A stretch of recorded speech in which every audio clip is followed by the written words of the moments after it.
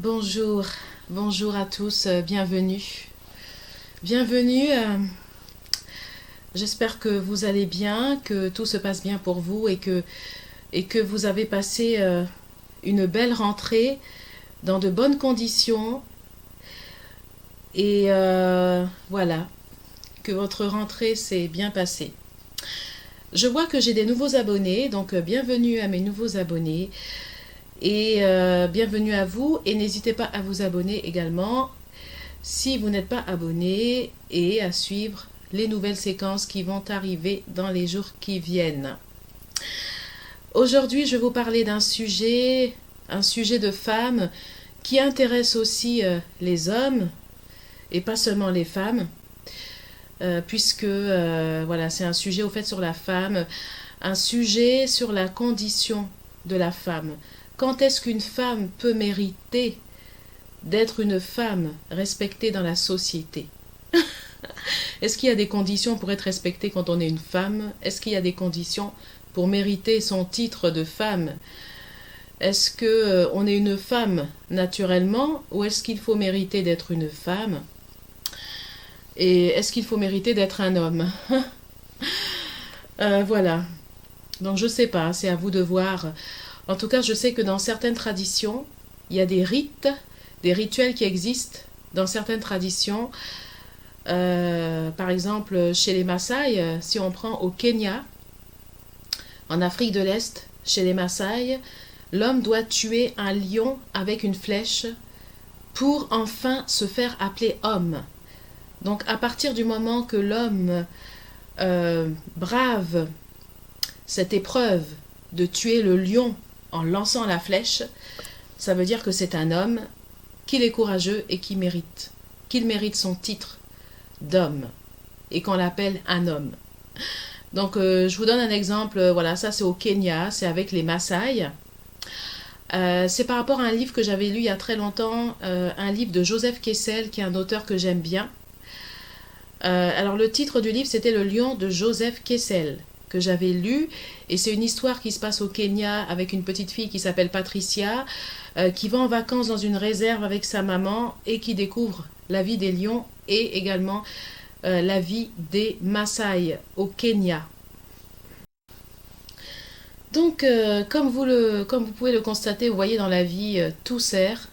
Ce livre-là de Joseph Kessel, je ne pensais même pas vous en parler pour cette vidéo, mais bon, c'est un livre que j'ai lu il y a très longtemps, j'étais très jeune, j'avais 13 ans, j'étais en classe de 5e à l'époque. Et c'est un livre qui me revient comme ça, que j'ai lu, et je pensais même pas vous en parler, vous voyez, pour ma vidéo. Donc comme quoi dans la vie, il faut jamais se débarrasser des choses. Il y a certains écrits qui peuvent servir, des choses qui peuvent vous servir des années après, même pour vos vidéos. Donc maintenant, je vais vous raconter une anecdote. Une anecdote qui m'est arrivée à l'époque, quand j'étais beaucoup plus jeune. Alors je crois que c'est une époque où j'avais 27 ans, 28 ans par là. Ouais, j'avais 27, 28 si je me rappelle bien. Et j'avais été en formation, j'avais été en stage dans une entreprise qui s'occupait des factures, des impayés, des personnes qui n'avaient pas payé des factures. Et il fallait mettre des plans, voilà, des moyens en place, des moyens à l'amiable pour permettre à ces personnes de pouvoir honorer leurs factures, au fait. Voilà. Donc c'est pas un service que j'avais choisi personnellement parce que c'est pas une branche qui me plaisait. Je dirais que moi, ce qui me plaisait, c'était plus l'assurance ou peut-être le commerce. La mercatique, le commerce de marchandises, mais j'étais pas trop dans cette histoire de facture, machin. Mais bon, malgré moi, c'est l'époque où il fallait que je me forme, que je trouve un stage. Et donc, on m'avait envoyé dans un stage qui me plaisait pas d'ailleurs très bien, voilà, parce que j'aimais pas trop. J'avais été dans ce stage que j'ai accepté malgré moi. Et donc, dans ce stage, j'ai rencontré une jeune femme qui était beaucoup plus jeune que moi, qui m'avait l'air, enfin, qui était sympa au début, voilà, qui était sympa, parce qu'elle ne me connaissait pas, elle connaissait pas ma vie, jusqu'au moment où elle m'a raconté qu'elle était maman, qu'elle avait un enfant, et jusqu'au moment où elle a découvert que moi, je n'avais pas d'enfant. là, ça commençait à changer les choses et elle a commencé un peu à se prendre comme quoi elle était une femme parce qu'elle avait souffert, elle avait beaucoup souffert parce qu'elle a accouché, qu'elle a eu un enfant. Et moi, à côté d'elle, j'avais pas de poids. J'avais, voilà, c'est à peine si j'étais une femme parce que, soi-disant, je n'avais pas accouché et selon elle, je n'avais pas souffert comme elle avait souffert. Donc, du coup, elle avait un poids de plus par rapport à moi. Donc, cette jeune femme, au fait, a commencé à me toiser. Elle a commencé à se prendre la tête parce que, soi-disant, qu'elle a un enfant, qu'elle a accouché, qu'elle a souffert dans sa vie, qu'elle est une femme parce qu'elle a accouché, elle connaît la souffrance, et que moi, je ne connaissais pas la souffrance pour elle parce que je n'avais pas accouché. Donc pour elle, c'est un peu si je méritais pas mon titre de femme, parce que pour elle, je n'ai pas accouché. Mais ce que cette jeune femme ignore, c'est que chacun a son destin dans la vie. Chacun a ses souffrances. Et la souffrance, ça existe en dehors de l'accouchement. Tu peux ne jamais avoir accouché. Tu peux ne jamais avoir accouché, mais avoir souffert autrement. Tu peux n'avoir jamais accouché, mais avoir souffert autrement. Parce que malheureusement, la souffrance, ça touche tout le monde. La souffrance ne touche pas que les femmes qui accouchent. Et il y a des femmes qui n'ont jamais accouché dans leur vie, mais qui ont souffert, qui ont beaucoup souffert dans l'enfance, peut-être dans l'adolescence et même à l'âge adulte, mais pourtant qui n'ont jamais accouché. Donc le fait que tu as accouché, ça ne veut pas dire que tu as plus souffert qu'une femme qui n'a jamais accouché. Je prends d'abord mon cas. Je vais prendre mon cas. Moi, je suis une femme de plus de 30 ans. Je n'ai jamais accouché. Oui, c'est vrai, je n'ai jamais accouché, mais j'ai beaucoup souffert dans ma vie. Je n'ai jamais accouché, mais j'ai beaucoup souffert dans ma vie et j'ai même pas besoin d'accoucher pour savoir ce que c'est que la souffrance qui te traverse le corps, comme du courant électrique qu'on te met dans les muscles. La souffrance là, comme du courant électrique qu'on te met dans les muscles, cette souffrance-là, je la connais. Je l'ai connue très jeune et j'ai pas besoin d'aller accoucher pour souffrir. Vous savez, quand j'ai eu l'âge de 15 ans, j'ai attrapé une pathologie très grave, mais aujourd'hui, je remercie Dieu parce que je ne suis plus malade. J'ai réussi à guérir complètement de cette pathologie, je n'ai plus rien. D'ailleurs, j'ai fait les examens il y a des années et on n'a trouvé aucune trace. Tout est parti et ça, c'est juste formidable. Il y a des années, j'ai eu une pathologie très grave au niveau de mes muscles, une pathologie qu'on appelle le streptocoque. Le streptocoque, je ne sais pas si vous connaissez, mais si un jour vous avez ça, je vous conseille de faire vite et d'aller vite vous soigner parce que c'est très grave. Le streptocoque, ça peut vous paralyser, ça peut gâter vos articulations, ça peut gâter vos membres et vos muscles et ça peut être très grave. Et je crois même que ça peut détruire même le cœur. Si vous ne vous soignez pas à temps, ça peut même faire des dégâts au niveau du cœur. Donc, à l'âge de 15 ans, on m'annonce que j'ai un streptocoque. Mais avant ça, j'ai commencé à souffrir parce que j'avais très mal dans toutes mes articulations et j'avais mal et tellement mal que je ne pouvais même pas m'asseoir sur une chaise. Et quand je m'asseyais sur une chaise, j'avais des boules qui me roulaient dans le dos, c'était terrible. Et il y a des jours où j'étais paralysée. J'ai été complètement paralysée du dos aux fesses, je ne pouvais même pas m'asseoir sur une chaise. Et je me rappelle que ma mère me soulevait, et même pour m'asseoir, fallait 2 personnes pour me tenir sur la chaise tellement j'étais raidie par cette maladie et tellement j'avais mal. Et là, à cette époque, j'avais 15 ans et je n'avais pas accouché et d'ailleurs, je n'ai jamais accouché. Je n'ai jamais accouché, mais j'ai commencé à souffrir à l'âge de 15 ans. avec une pathologie que j'ai attrapée qui s'appelle le streptocoque. Donc, c'est ainsi que j'ai commencé à être malade avec mon streptocoque. Les premiers signes, c'était les douleurs affreuses dans les muscles et aussi le fait que je ne pouvais pas m'asseoir sur une chaise et qu'il fallait 2 personnes pour m'aider à m'asseoir. Voilà.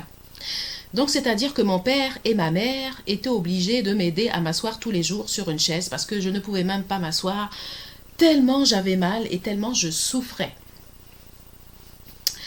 Alors là, attachez vos ceintures parce que là, c'était que le début de la souffrance.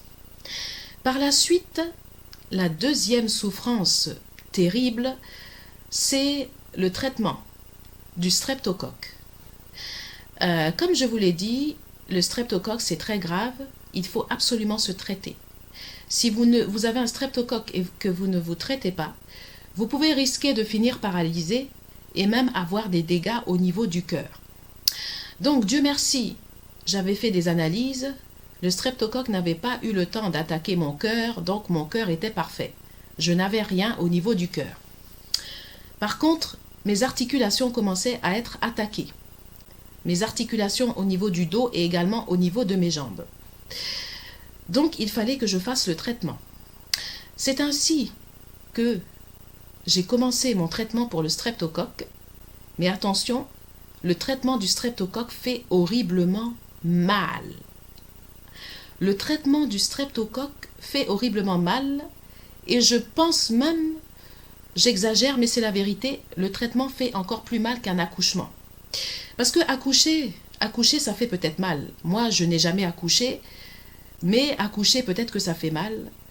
Mais je peux vous dire que le traitement du streptocoque c'est pire qu'un accouchement. Et je pense même qu'il faut mieux aller accoucher. Que de se faire traiter du streptocoque. Parce que déjà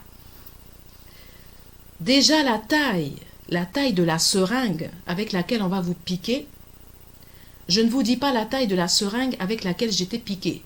C'était pas une petite seringue de vaccination. C'était pas une petite aiguille, hein, petite aiguille, vous savez les petites aiguilles qu'on vous met là pour les vaccins. C'était pas une petite aiguille, hein. La taille de l'aiguille de ma piqûre là contre le streptocoque là, faut pas s'amuser, c'était un gros truc énorme.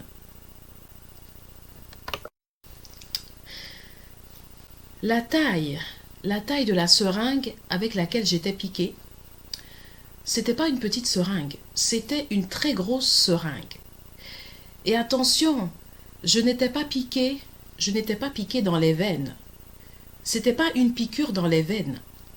C'était une piqûre dans les muscles, une piqûre intramusculaire. Je ne sais pas si vous savez ce que c'est qu'une piqûre intramusculaire, mais quand on vous pique dans les muscles, c'est horrible, c'est une douleur atroce. Et je vous assure qu'après ma piqûre, je restais 10 minutes, 15 minutes allongée, avec ma mère qui me serrait la main, et je me rappelle, je ne pouvais pas bouger, j'étais paralysée comme pas possible. Après ma piqûre, c'était terrible. C'était comme si au fait, la piqûre qu'on me faisait, parce qu'on me piquait dans la cuisse, on me piquait dans les muscles, et la piqûre, quand la piqûre passait dans mes muscles, c'est comme si c'était du courant, comme si je recevais une décharge électrique, après avoir été électrocutée. Donc au fait, tous les mois, j'avais des piqûres, et j'avais une décharge électrique dans les muscles tous les mois. C'est-à-dire que le produit qu'on m'injectait dans les muscles, c'était comme du courant. Et donc du coup, quand on m'injectait dans le muscle, ça faisait l'effet d'un courant, ça me paralysait complètement et ça me faisait très très très mal. Et je restais paralysée pendant 15 minutes, je ne pouvais pas bouger. Après ma piqûre, c'était impossible. Donc, à cette époque, j'avais 15 ans. J'avais 15 ans et je souffrais tous les mois de mes piqûres intramusculaires, mais en même temps, je n'avais pas le choix parce qu'il fallait que je souffre de mes piqûres pour pouvoir guérir et m'en sortir. Et c'est ainsi qu'après plus de 2 ans de piqûres, j'ai réussi à guérir définitivement de ce streptocoque d'ailleurs, qui n'est plus jamais apparu. J'en ai plus jamais entendu parler de ce streptocoque parce qu'il a complètement disparu de mon organisme, puisque j'ai eu un traitement et que tout s'est bien passé et que j'ai réussi à en guérir complètement. Donc moi, franchement, ça m'a fait sourire cette jeune femme qui s'est imaginée qu'elle était plus une femme que moi parce qu'elle avait accouché, qu'elle, elle avait souffert et que moi, soi-disant, je ne connaissais pas la souffrance parce que je n'avais jamais accouché. Mais ce que cette jeune femme ne sait pas, c'est que je n'ai pas besoin d'accoucher pour souffrir. Une femme n'a pas besoin d'accoucher pour souffrir parce que tu sois une femme ou que tu sois un homme, que tu sois une femme ou que tu sois un homme, tu peux souffrir avec des traitements médicaux.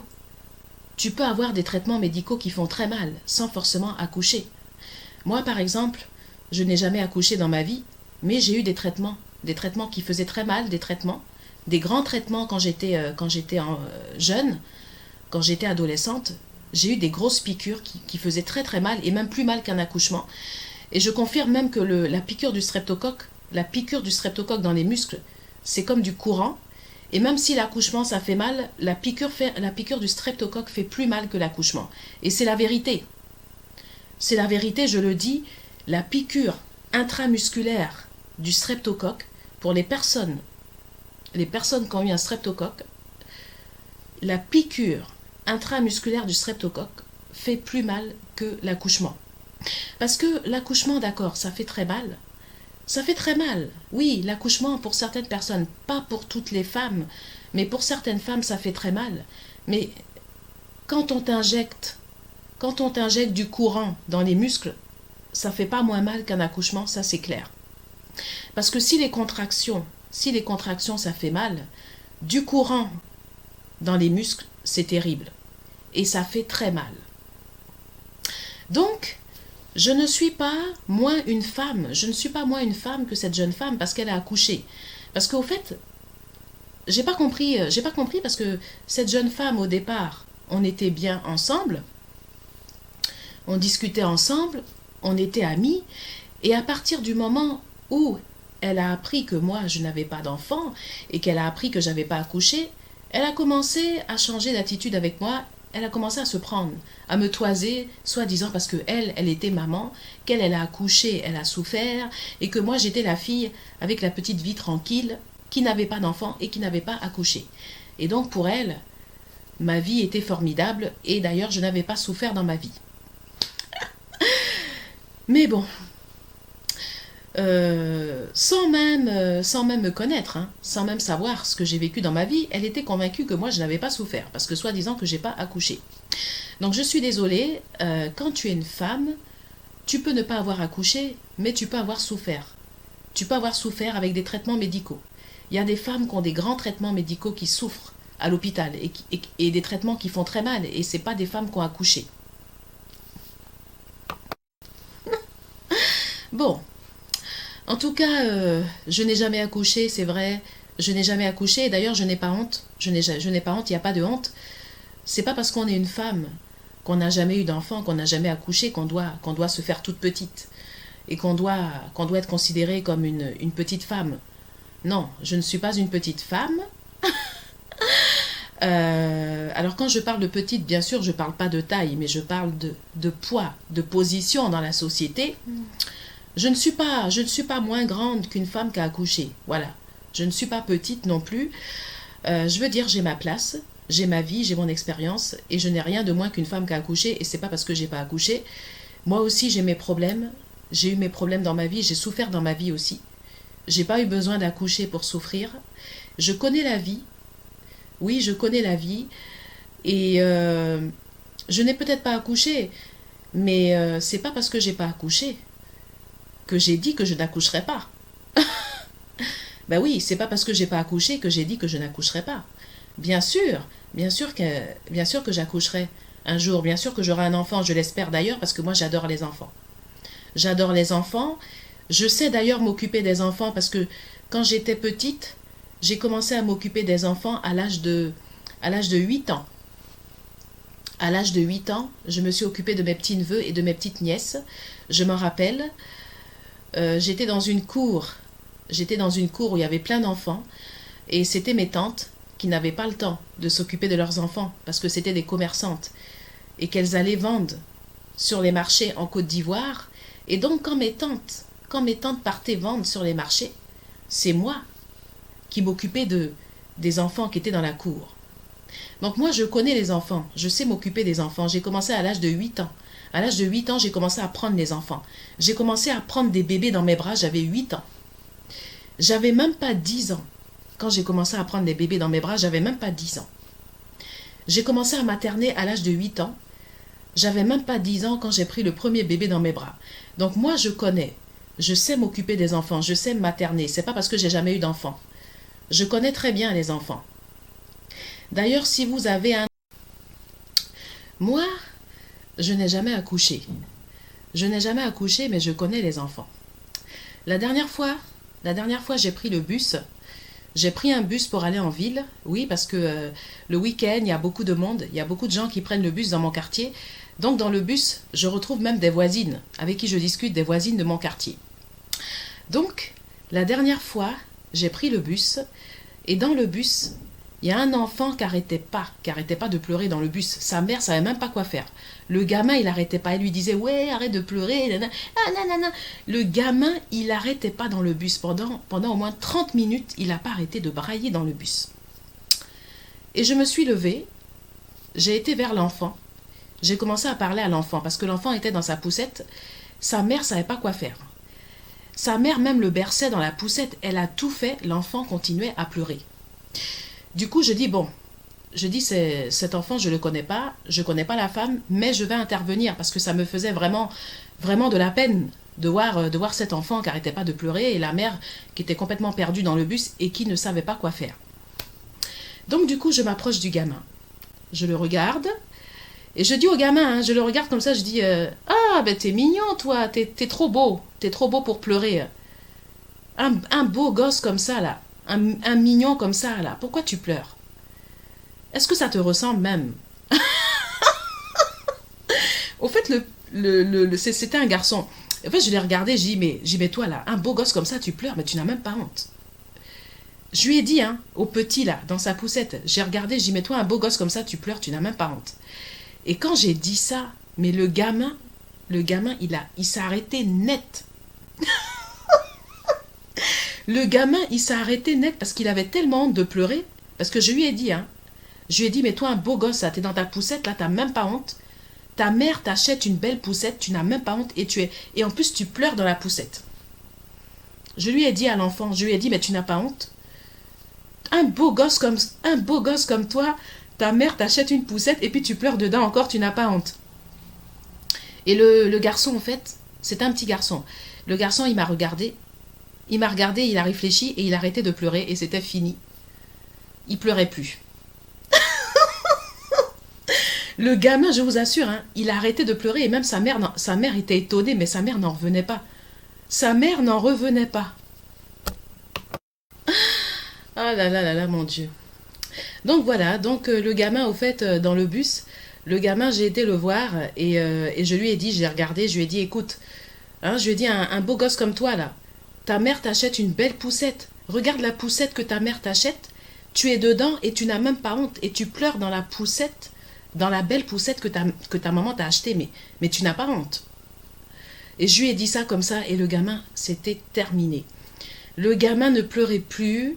Il a regardé sa maman. Il a réfléchi que sa mère lui a quand même acheté une belle poussette et que c'est pas normal qu'il pleure dans la belle poussette que sa mère lui a achetée. Donc le gamin, il n'est pas bête. Le gamin, il a un cerveau, c'est pas un idiot, enfin je veux dire, c'est un gamin qui réfléchit. Il a regardé la poussette, il dit, mais oui, il se dit, mais ah oui, mais c'est vrai que ma mère, elle m'a acheté une belle poussette, mais pourquoi je pleure? Et le gamin, il a arrêté, c'était terminé. Le gamin, il pleurait plus, il s'est calmé, et c'était fini. Et sa maman, d'ailleurs, m'a remercié parce que sa maman, elle savait pas quoi faire. Il arrêtait pas de pleurer, elle n'en pouvait plus. Et au fait, il a suffi que je lui dise 2 mots. Que je lui dise 2 mots, c'est pas méchant, mais il a suffi que je lui dise 2 mots pour qu'il arrête, quoi. Donc, je veux dire, oui, peut-être que je n'ai jamais accouché, c'est vrai, je n'ai jamais accouché, je n'ai jamais eu d'enfant, mais ça ne m'empêche pas de comprendre les enfants, ça ne m'empêche pas de savoir parler et de savoir m'occuper d'un enfant, c'est pas parce que j'ai jamais accouché, et ça ne m'empêche pas de connaître la souffrance. Tout n'a pas été facile pour moi dans la vie, tout n'a pas été rose. Même quand tu n'as pas d'enfant, tu peux avoir des épreuves dans la vie. Ça peut être des épreuves médicales. J'ai eu des épreuves très jeunes. J'ai été malade très jeune. Aujourd'hui, j'ai la chance de pouvoir avoir la santé. J'ai la chance d'être en pleine forme aujourd'hui, oui. Aujourd'hui, je suis en pleine santé. C'est une chance. Je reconnais. La santé, c'est pas donné à tout le monde. Je reconnais que quand tu es en bonne santé, il faut remercier Dieu parce que c'est une chance aussi. Mais c'est pas seulement une chance, parce que tu fais attention aussi à ton alimentation, tu fais attention à ton mode de vie, tu fais attention à ce que tu manges. Mais même l'alimentation ne suffit pas. L'alimentation ne suffit pas. La preuve, c'est qu'à l'époque, je mangeais très bien. Je me nourrissais très bien, mais je suis quand même tombée malade. Donc même l'alimentation, des fois, je ne sais pas si vous avez remarqué, des fois, il y a des personnes qui mangent bien et qui vont quand même être malades, qui vont attraper un cancer. Et qui pourtant, ce ne sont pas des personnes qui mangent mal. Mais c'est toujours bien quand même de se mettre des chances de côté, de rester en bonne santé et de bien manger. Parce que c'est vrai que plus tu manges, et moins tu as de risques quand même de tomber malade qu'une personne qui ne mange pas bien. Bonjour à tous, voilà, je me présente, je m'appelle Lucie. Je suis une femme. Je suis une femme, je n'ai jamais accouché dans ma vie, mais voilà, ça, je sais ce que c'est que la souffrance, je sais ce que c'est que la vie. J'ai eu des épreuves dans ma vie et voilà, et le fait de n'avoir jamais accouché, ça ne fait pas de moi moins une femme qu'une femme qui a accouché. Voilà, donc je ne suis pas une extraterrestre, je n'ai jamais accouché, d'accord. Je n'ai jamais accouché, c'est vrai. Mais je ne suis pas une extraterrestre, je n'ai rien de particulier. Je suis une femme comme n'importe quelle femme qui essaie de faire sa vie sur la terre et qui s'en sort comme toutes les femmes. Et je n'ai pas moins de place dans la société qu'une femme qui n'a pas accouché. Voilà. Donc ça m'a fait rire parce que cette jeune femme que j'avais rencontrée à l'époque dans le service, ça m'a fait rire parce que elle a changé complètement de comportement à mon égard. Elle a commencé à se prendre la tête parce que, soi-disant que elle c'est une femme, elle a accouché. Ah oui, moi j'ai accouché, moi, tu sais ce que c'est que de souffrir, hein, parce que moi j'ai souffert. Toi t'as pas souffert, tu sais pas ce que c'est que l'accouchement, hein. Est-ce que tu sais ce que c'est que de souffrir? Est-ce que tu sais ce que c'est que l'accouchement? Ah ma chère, je connais la souffrance, d'accord, j'ai jamais accouché, mais je sais ce que c'est que la souffrance. Mais c'est vrai que l'accouchement c'est encore autre chose. Et puis l'accouchement ça dépend parce que ce ne sont pas toutes les femmes qui accouchent, qui souffrent. Il y a des femmes, il y a des femmes qui accouchent, mais c'est facile. L'enfant vient rapidement et elles ne souffrent pas. Elles sentent peut-être une petite contraction et c'est fini. Mais il y a des femmes qui sont plus sensibles que d'autres, même au niveau du ventre. C'est un peu comme les règles. Tu as des femmes qui vont avoir des douleurs terribles de règles. Et tu as aussi des femmes qui vont avoir des règles et qui ne vont jamais avoir mal au ventre. Et tu as aussi des femmes qui vont avoir des règles très douloureuses. Donc voilà, donc je veux dire, ça dépend des femmes. Et c'est pas forcément parce que tu es une femme que tu as mal au ventre, hein. Il y a des femmes qui ont des règles et qui n'ont jamais mal au ventre. Et tu as des femmes aussi qui ont mal au ventre. C'est comme dans les femmes qui accouchent. Tu as des femmes qui accouchent et qui vont souffrir, qui vont avoir très mal. Et tu as aussi des femmes qui vont à peine sentir. Peut-être 2-3 contractions qui vont à peine sentir. Et l'enfant va venir rapidement et elles vont pas souffrir. Donc ça dépend des femmes. C'est pas toutes les femmes non plus qui ont très très mal. Ça dépend des femmes et des organismes. Je n'ai jamais accouché. Je n'ai jamais accouché, mais je suis une femme quand même. Oui, je n'ai jamais accouché. Je n'ai jamais accouché. Je n'ai pas d'enfant. Je n'ai jamais accouché, mais je suis quand même une femme. Je mérite ma place dans la société. Je n'ai rien de moins qu'une femme qui a accouché. Voilà. Je respecte les femmes qui ont accouché. Je respecte les mamans. J'aimerais, en tout cas, j'espère aussi que, voilà, que ça m'arrivera et que je serai comme elles. Mais en tout cas, je n'ai jamais accouché, mais je suis quand même une femme. Voilà.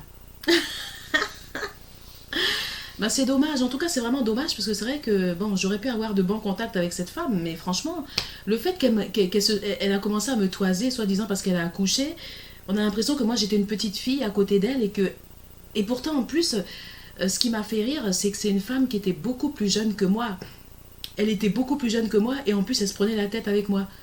Pour elle, elle a accouché, donc elle c'est une femme, c'est une vraie femme. Et soi-disant que moi j'ai pas accouché, j'étais pas de voilà j'étais pas de sa catégorie quoi, j'étais pas sur voilà sur le même pied d'égalité soi-disant parce que madame a un enfant, elle a accouché, elle connaît la souffrance et moi soi-disant je n'ai pas accouché donc je ne suis pas dans la catégorie des hein des madame. Bon, en tout cas voilà, c'était ma petite vidéo pour vous montrer que dans la vie on peut souffrir quand on est une femme sans avoir accouché. Même si l'accouchement ça fait très mal, je reconnais, pour certaines femmes, mais pas forcément besoin d'aller accoucher pour souffrir quand on est une femme. Parce que la vie est déjà très dure, même avant d'accoucher, la vie n'est pas facile. Bon, en tout cas, moi je suis une femme. Je ne suis pas maman encore, mais je n'ai pas peur d'être maman. Et voilà, et le moment venu, je serai heureuse d'être maman, il n'y a pas de souci, moi ça me fait pas peur. Et en tout cas, vous également, mesdames, si vous n'êtes pas encore maman, ben, je vous souhaite vraiment d'être maman et de vivre l'expérience de l'accouchement, tout en vous souhaitant bien sûr de ne pas avoir trop mal. En tout cas, moi, c'est sûr que le jour où j'accoucherai, j'aurai peut-être mal parce que je ne veux pas de péridurale. Je ne suis pas pour la péridurale parce que voilà, c'est mon choix personnel. Donc déjà, je vais refuser la péridurale, donc je sais déjà que je vais avoir mal, mais c'est pas grave. Je n'ai pas peur de la douleur.